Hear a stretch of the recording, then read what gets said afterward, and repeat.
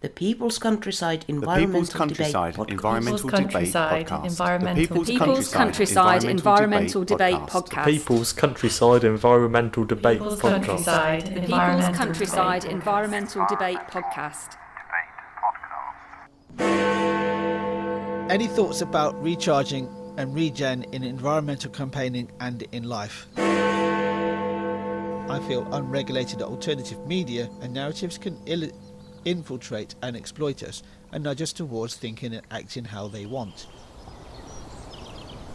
You're back. This is the People's Countryside Environmental Debate Podcast with him, William Manklow, and I like bad jokes. Can I tell a bad joke? I'll tell you later. I got a bad joke. I'm Stuart the Wild Man Rabbit. My bad joke is, what do you call a soldier with no legs? Go on. Army. One is, why would a pig dressed in black never get bullied? Don't know. Because Batman has sworn to protect Gotham. Yeah, well, there you go. So, this podcast is not about bad jokes, even though I think mine is quite good. It's you, the listeners, send in questions for us to conversate around. Sometimes we have a guest to help us, but often it's just me and William. And we all try and bring it back to the environment in some way. So, we've got two questions today. The first one is from Wayne in Bangor, Maine, USA. And the second one is from Ray in Sauk Centre, Minnesota, USA. Off air, do you remember what I said about Bangor in Maine? I do not know. It has an airport, a large international airport that only has a few scheduled flights in there a week, because it's the first airport as you cross the Atlantic from Europe that you come to. So in an emergency, you need somewhere to land, so they keep it clear. So that's what Bangor Airport's there for. I wonder where it's named after, because there's two Bangors that I can think of. One is in North Wales. Yeah. I can imagine it is named after, because it's in Maine. It's in the New England area of the US, and lots of places in that part of the US are named after English places. New York, for example, Boston, Washington. They're all named after places in the UK. So there is one in North Wales, but there's also one in Northern Ireland as well. Yeah. I've got friends who live in Bangor, near Belfast. Anyway, question. I'm waffling, aren't I? Yeah. So, Wayne's question. Thank you very much for your question. Your Wayne. Quain? Your Quain question. Your question, Wayne. He's going to edit that out, probably not.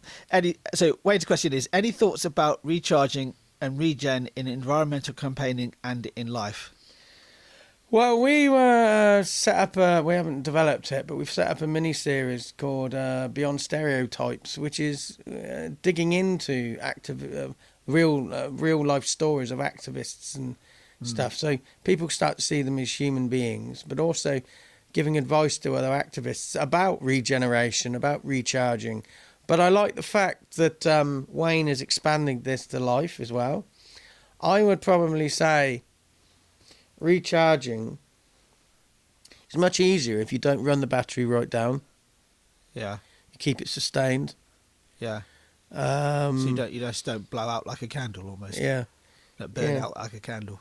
Yeah. So does it also need to be relevant and refreshed as well? Yeah, and also constantly reviewed. Yeah. You have to keep the human element to it. If you, like I said in the last episode, if you have a bad day, you have a bad day. If you have a good day, you have a good day. You have to just allow space for that to be voiced. But I think some part of the recharging is also, altering, keeping the story, but just changing how you perceive, how you present the story. Yeah, and also learning the lessons that are presented to you, and not keep doing the same old habitual routines. Yes. Which is advice for life in general as well. Yeah, not make yourself too busy. It's some people think we see on social media or creative people. Yes, that they think they're achieving if they're just pumping material out, but I think less is more. It's like beginning of last year, we took this podcast down from twice a week to once a week, and left some creative space. I'm glad we did that now, the way business and life is gone. it's not kind of pumping out all the time output. It's Yeah, and also just reflect on that change as well. Is that we discuss the same amount of listener questions a week. It's just that we have 2 questions per episode rather than 2 episodes with 1 question each episode. And one thing that does is, it definitely gives us more. I personally need more space in my diary, or need space in my head rather than trying to pump out 2 episodes a week. At one point we were doing 3, but that was during lockdown. We had nothing else to do. But it kind of sometimes you'll start to see connections between questions as well. So it does change. It does change it in a interesting way. I wouldn't say a good way either, but yeah, it's a way of, just think about how you do things and develop it that way. Yeah. I think the action is in our conversation there. There's all sorts of different things. Just a bit of balance and measure again. Yeah, we always try and come up with an action. Sometimes they are really overt. One will occur to myself or Stuart, but sometimes it's just the conversation is the action itself. How about we move on to question 2? So the question comes from Sauk Centre in Minnesota, in a different part of the US to Maine, and a very different environment, shall we say. Minnesota gets very cold and snowy in the winter. I think Fargo is in Minnesota. Not sure. There's a really good film called Fargo, and it's just in the middle of the winter and it's just white. Anyway, as in the snow. So Ray's question, many people are looking to get the big questions answered. Many reject mainstream media for alternative media outlets, as they feel the mainstream don't tell the truth. Why, I ask, should it be assumed that alternative media tells the truth in comparison? I feel unregulated alternative media and narratives can infiltrate and exploit us and nudge us towards thinking and acting how they want. The far right and the far left twist stories to fire us up. If any of us then get in trouble by being swept along in the tide of emotional reactions, we're considered collateral damage for someone else's agenda. All forms of media can be valid recruitment drives. Veiled, beg your pardon. Yeah. Veiled. I think there's a spelling mistake there. No, I think that's a reading mistake. Right. All forms of media can be veiled. It is a reading mistake on my part. Sorry. All forms of media can be veiled recruitment drives to spread any given perspective. I mean, we have to remember, in some ways, this podcast in itself is you could class as alternative media, right? Because we're not part of the mainstream. Yeah. But our goal is always conversation, honest conversation, and we're not going to tell you what to do and tell you how to feel. We just try to open your mind to alternative ideas.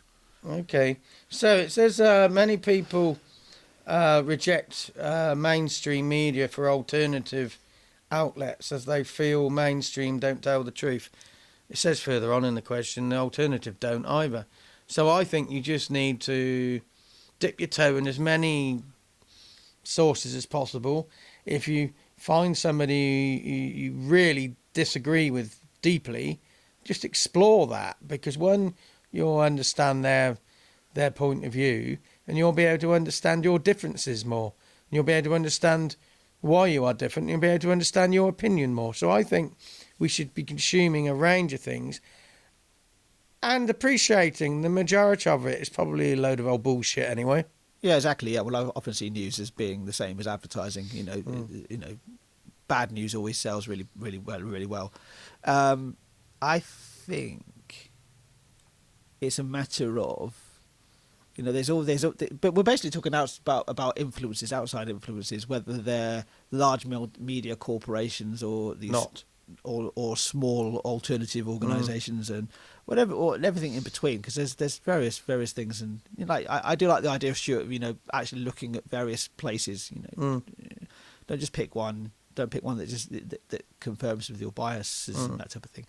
But I think there's also this thing of like, what is your moral compass anyway in the first place? What is your true centre of who you actually are? Do we look too much to other people to form our own opinions and form our own internal compass? What is our true motivator as individuals, and then that motivator as individuals then translates to the bigger group of people, the bigger group of people of society. You know, and that's maybe a question to ask yourself. I think what is your true motivator and what is your true compass? I mean, I will share my own, because this is our own podcast, right? Is more sort of like, is to not be a dick, basically, and remember that everybody around you has challenging and sometimes often more challenging lives than you do. Yeah. You know, there is that person who stood in that's cut in front of you in the queue, that person who has brushed you off in some ways. You know, you're not the centre of their attention, you're not the centre of their thought. They've got other things going on in their life, and that's my moral compass, is always just try to be good to the people around me. So what is your moral compass? And I think when you have that really strong moral compass, all these extra alternative outside influences, they help you paint that picture, but they don't guide it. You are the person with the paintbrush in your hand. You're not the person who's being dictated. You're not being dictated of what you should paint. Next part, it says, why Ray asks, is why should it be assumed that alternative media tells the truth in comparison? Why?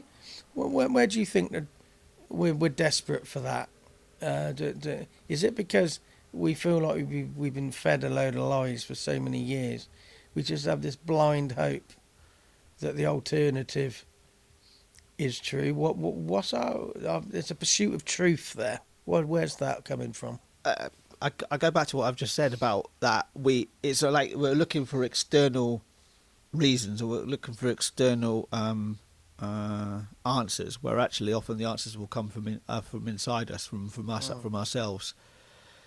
I think, you know, when I was looking at coverage, of the American election, and my coverage that I was watching was extraordinarily left biased, and I think I definitely took that on board, thinking of like, well, I'm not seeing it from the other side.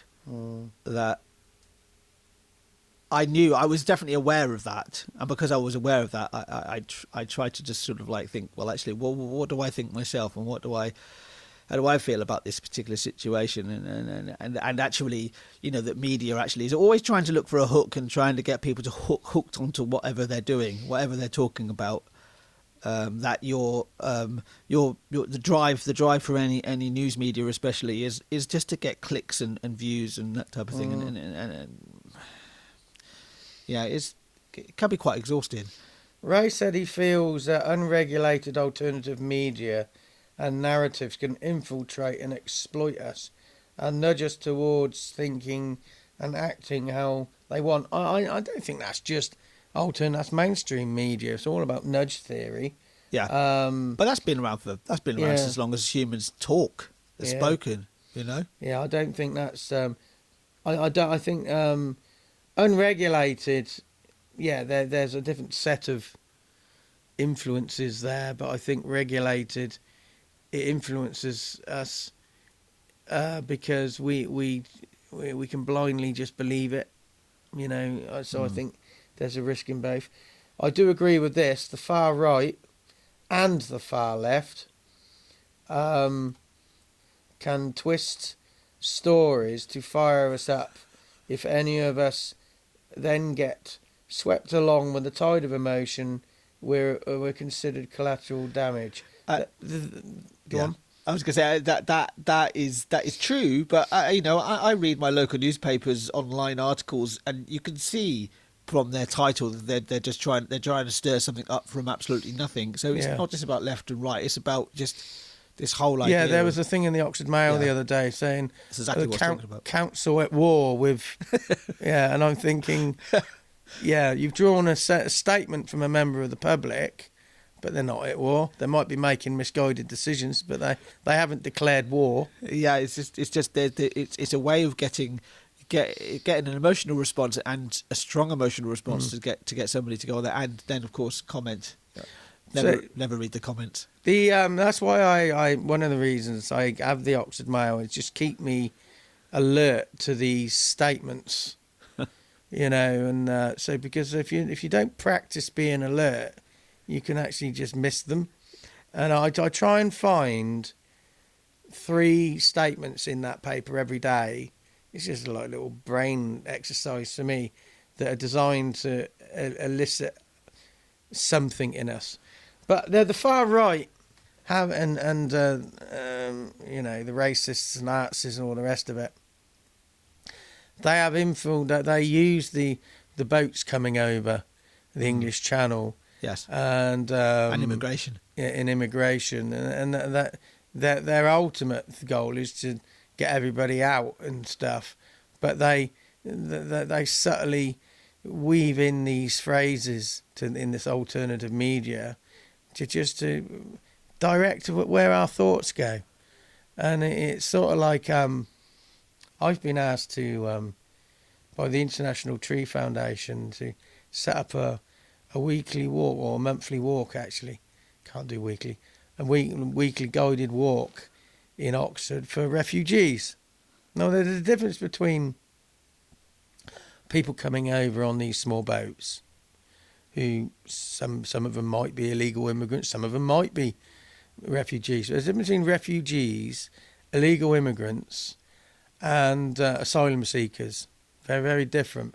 And they said, would you mind leading walks, especially for men who are in these hotels, who are refugees? Would I mind? I said, look, it doesn't matter to me their story or why they're in that hotel. I said, it's just getting people out into nature and making them feel getting out of their own heads, you know. I do think there are people infiltrating our society through these avenues, these boats who we maybe don't want in this country. You know, like, because you could say ISIS are trying to infiltrate. Well, we don't really know who's coming in, so that's a different story. But the far right pick up everybody who's coming in this country and very quickly spin it to that the people in these hotels are coming out and raping our kids. They're dealing with absolutes. Yeah. So when you deal with an absolute, life is not absolute. So you're saying that everybody, you know, that all these people coming on, so they're refugees, they're all illegal immigrants. Well, that's nonsense in the first place, because they aren't. They're asylum seekers, generally speaking. Well, they are asylum seekers, but literal by what they're doing. They're only becoming an illegal immigrant when when they've actually been processed and they're still in the country illegally. That's just how life is. That's just how the immigration system works. But it's playing on people's emotions, and the left do this as much as the right do. Yeah. Because you know, they're humans, but they're humans also with an extreme view. We always try to strike the balance in the middle here, straight down the centre as much as we possibly can do. And it says all forms of media can be veiled recruitment drives and spread any given perspective. We have to remember that, and we have to just try and read it, and then try and read the understory, the backstory, the behind the scenes stuff. You know, how when I've read this, how do I feel? Is the author trying to make me feel like that? Just to question that. Yeah, I go back to this whole idea of your own internal compass. Find your own internal truth, and then, you know, I find myself when I read articles and books and that type of thing. I've read an interesting book recently. It's a fiction book, a very interesting idea of a certain type of dystopia, and it just got me thinking differently. It just enriched what I've already got in my head. It's just a way. It's broad. It broadens. What I find with news articles, especially, that often they just broaden your horizons. You know, a non-fiction book will broaden your horizons. I've been listening to, I think it's An Immense World by Ed Yong, which has really broadened my horizons and broadened my idea. How do you spell that? Yong? Yeah, Yong. I think it's Yong. It's Yong. Ed Yong. I think it's called An Immense World. Book you've read, Stuart, as well. The one you said you need. Yeah. Bar of chocolate, because it really expands your idea of how all creatures perceive the world, and how the senses work in every single creature in the world. You read that whole book?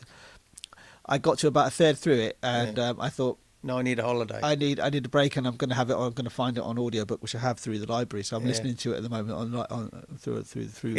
It's hard going.